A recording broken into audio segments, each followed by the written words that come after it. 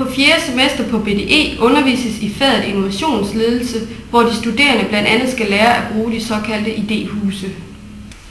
Idéhuse, som vi kalder det, går ud på, at man samler en gruppe mennesker og opstiller rammer for dem, så de får plads til at være så vilde og kreative og udfarende som muligt.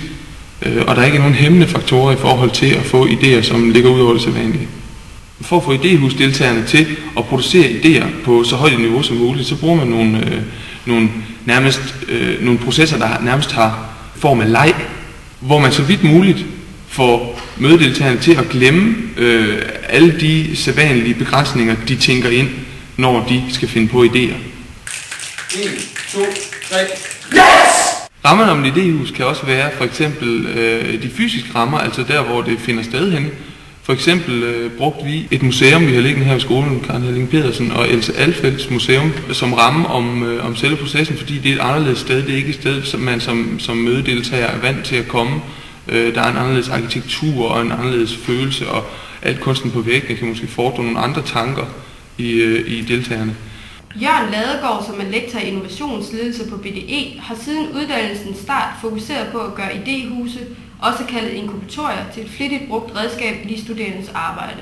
Inkubatorier er en integreret del af BDE-studiet, og det er det selvfølgelig, fordi kreativitet er voldsomt vigtigt på BDE-studiet.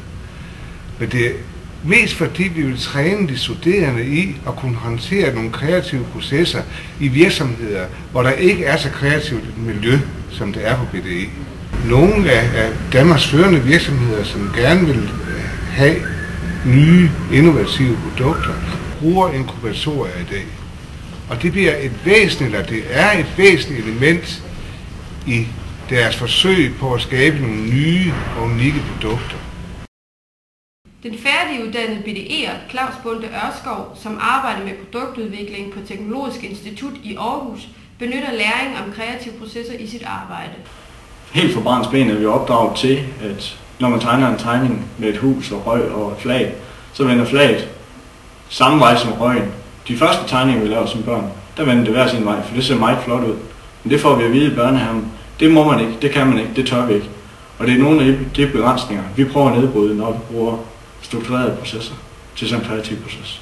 Vi bruger jo meget den proces, som er bag os, med at arbejde meget struktureret med at være først kreativ og dernæst analytisk. Altså dele tingene fra, sådan at man ikke sidder og forsøger både at udvikle en idé og samtidig skulle vurdere den.